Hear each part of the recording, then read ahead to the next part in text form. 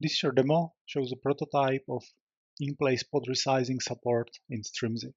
As you can see here, I have my Kafka cluster deployed with some brokers and controllers. I have Kafka Connect cluster here as well, some consumers and producers, and of course the Strimzi cluster operator. Now we can have a look at the Connect cluster. Let's check the YAML of the pod, and we can see that in the spec section, it's configured to have 1 CPU and 1 gig of memory limit, and 500 milli CPUs and 1 gig of memory as a request. And when I check the status, then I can see the same value for the container as well.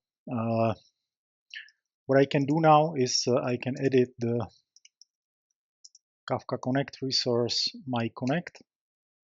Can find the resource configuration, and let's say that we want to double the CPU, so I can give it 2000 milli CPUs as a limit and 1000 milli CPUs as a request, and I just save these changes, and you can see something happened here on the left side of the screen where something changed in the pod. So let's check the pod YAML again, and now we can see in the status section here that the CPU was increased to 1 CPU request and 2 CPUs as a limit. That's in the status. If I scroll up, we should see the same change in the spec section as well. This is the init container. That doesn't change. This is the regular container with the Connect cluster, and we can see it updated here. Now, I can, of course, go and do the same for the memory as well. So I can, for example, give it more memory, either just as a limit or as a limit as well as a request.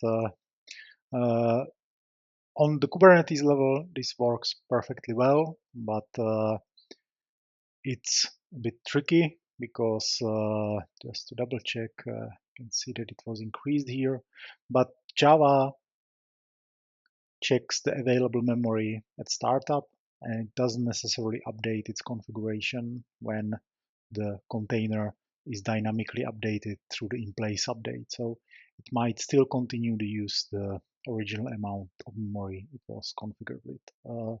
And similarly, if I would try to decrease the memory, then if that memory is not used, then Kubernetes will let me decrease the memory configuration, but it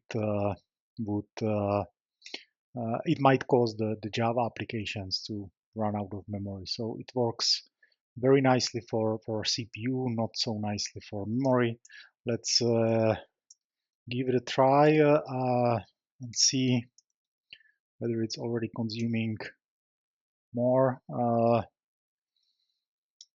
So we can check the pod, and we can see that it was updated to 1. Strimzi is able to handle situations when Kubernetes cannot update it. So my guess is if I check here in the Kubernetes UI, then the Connect pod right now is consuming 958 megabytes of memory. So let's try to change it and give it only 500 megabytes of memory. And what will happen is the operator will try to update this dynamically, but Kubernetes actually won't let me do it. Will raise there this error that the limit which we configured is below the actual usage, and the prototype in Strimzi is ready for this. So when the operator sees something like this, it will see that this cannot be updated dynamically, and if we wait a minute or two for the next reconciliation, it will see that, and it will roll the pod by kind of deleting it through the rolling update. So that way the change is applied even if it cannot be applied dynamically. And we could of course do exactly the same to Kafka as well. So let's edit the Kafka node pool. One of the Kafka node pools I have here, and Let's try to give it more CPU. Let's give it 2 CPUs as a limit, 1 CPU as a request, and I can apply these changes. The slightly unfortunate thing is that the capacity of the brokers is configured in cruise control, and that cannot be configured dynamically. So while we can add CPU to the brokers without restarting them, the operator actually has to restart cruise control to update this configuration.